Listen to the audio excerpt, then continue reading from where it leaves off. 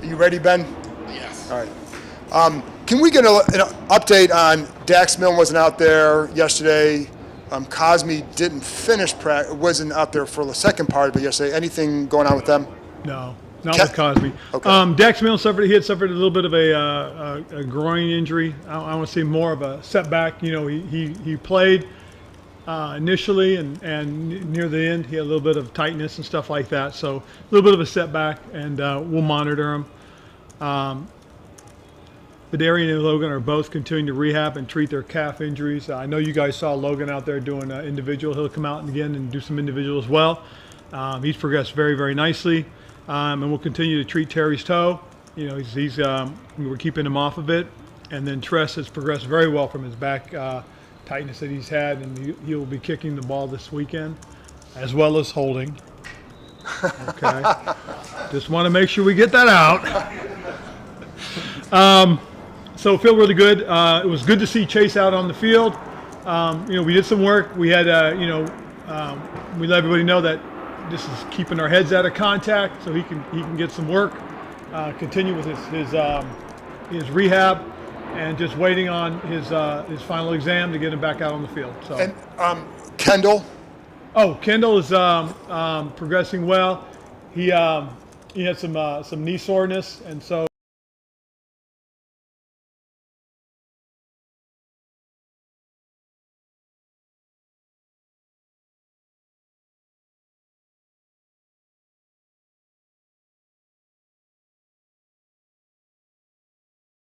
That knee, and so it just kind of swelled up on him a little bit, so we shut him down and just had him treat it, and you know, he should be out back on the practice field sometime next week. And then with Chase, when does he get that exam?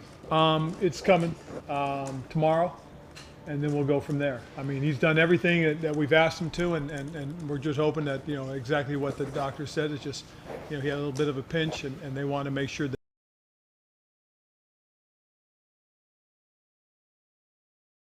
The final 53. I believe not. I believe not. Where we are right now, I think all these guys are, you know, guys that we feel really good about, and we, you know, in terms of our preparation and getting ready for that decision, you know, we'll be meeting on Sunday and Monday and Tuesday to discuss all that as we, you know, as we get ready to trim the roster. Yeah, absolutely. Ron, to jump ahead to getting past the game, and you guys have to start having the conversations about the 53. Can you just walk us through that process for you guys? What is the setup? What's the room? Who's talking? Things like that.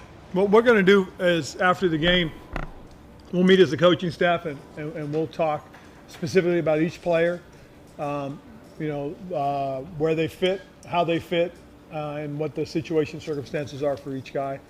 And then myself and the coordinators are going to sit down and we will meet with Marty and the personnel staff and Martin, and we'll discuss where we are, how the coaches feel about it. We'll listen to their take on everybody, each individual, and then we'll discuss, you know, by position, the number, you know, what on each position, and then we whittle it down, you know, as an example. And this is not the number. But let's say you start with the offensive line, and you say, oh, we got 14 guys that should make it. And then you sit there and go, well, this guy, that guy, you know, maybe not. But is he practice squad eligible, or is he a good candidate for it? And then we'll move those guys over here to this practice squad spot, and then we'll go to the next position. And then let's say we have 7 tight ends, and we say, well, we've got 4 we're really good with, but we really like one guy, we're going to move over here. And so that's how we'll do it. And then when we finish with the 53, then we'll look at how many we had in the practice squad, and then we'll whittle that down, saying, oh, you know, we need to keep 3 extra offensive linemen, 1 tight end, 1 running back, and 4 receivers. And then we need to keep this amount here. And again, these are just random numbers I'm just pulling right now, so don't say that's what I'm going to do. And so that's how we'll do that, and that's how we'll formulate the practice squad. Obviously, as a coaching staff, you guys are, you know, kumbaya, you're rowing together to get everything right for every game. But in these moments, does it ever get heated where I'm making a position up, the linebacker coach is like, no, we got to keep this guy, but the running back coach is saying, no, we only have 1 spot left. Well, here's why this guy. What's that dynamic like? No, it is, and it's an interesting conversation because some guys get very, very passionate, and other guys, are very calm. And but you can't read into who's more passionate, who can be calm about it. And I think that's that is the difference. It's just we understand everybody wants to keep their guys as many as they can, but we also have a number we've got to hit, and that's 53. Do you like having just one cut down? Yes, I think it's an excellent idea. I'm really glad they did that because what it does for us is obviously, we will be able to hold some guys out specifically, but we also know that we have enough guys to get through the game and have a good game.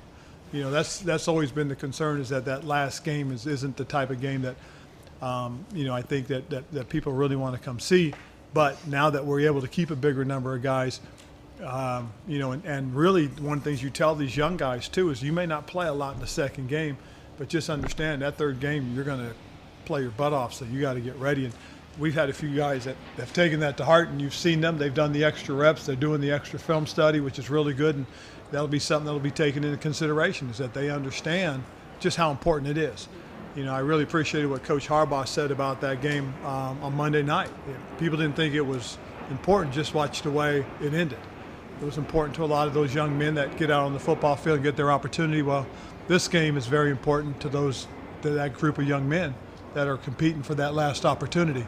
And they're going to live and die with the results because for a lot of them it will be indicative of helping sway our decision making one way or the other.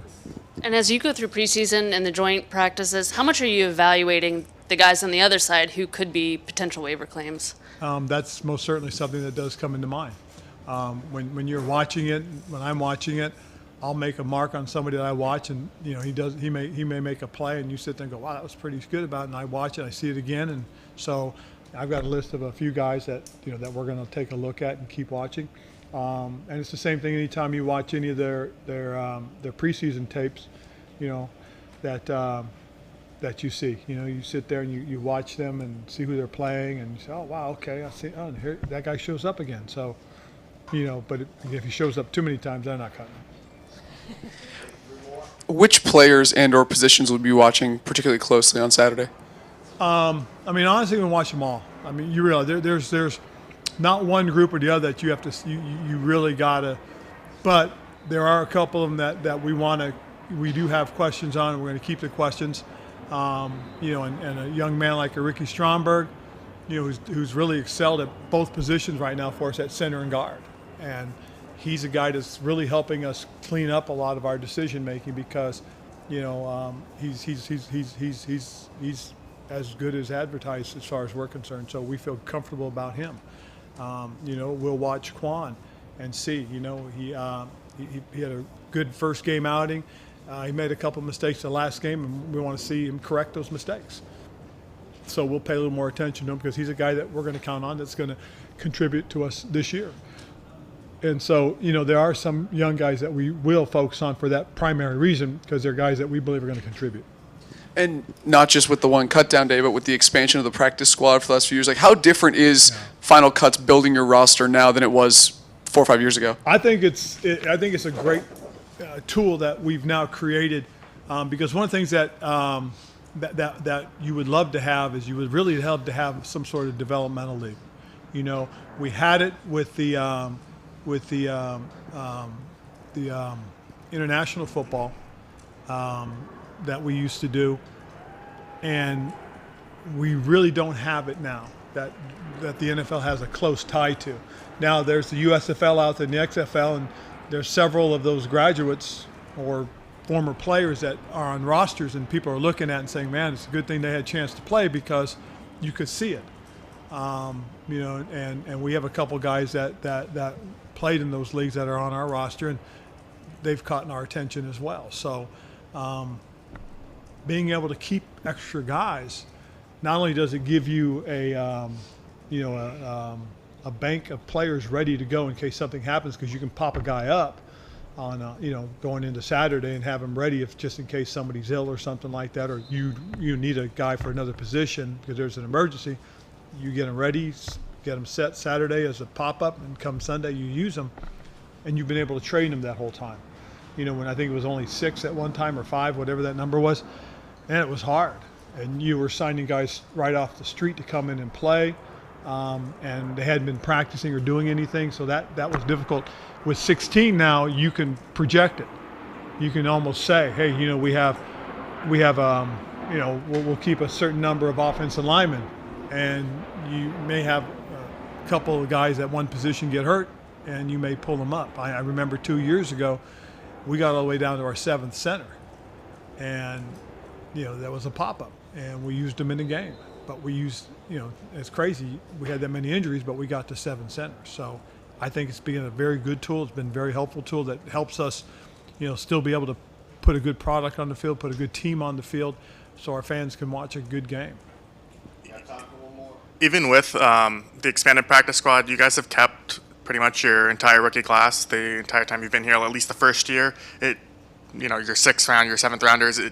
Is that a philosophy thing of just trying to give them every chance to develop, or could you kind of? Well, I think that's really what it is, Matt. Is a lot of those guys need that opportunity to develop. You know, sometimes you get fortunate and you hit on a really good player on the 7th round. I mean, Cam Curl's one of the best examples I can point to. Is there's a young player that, you know, we felt really good about. He was trending in the right direction. He was behind a couple of veteran guys, and then there were a couple of injuries, and next thing you know, he's playing. But not everybody's going to be that way as a 7th round pick, so they may need to have a little time. You know, BK is a good example of a young man that every year does something, a little something that says, wow, this guy's showing that he has the ability, but he needs a little more time. And so, yeah, we do that consciously in terms of trying to develop these guys. Okay, thank you guys.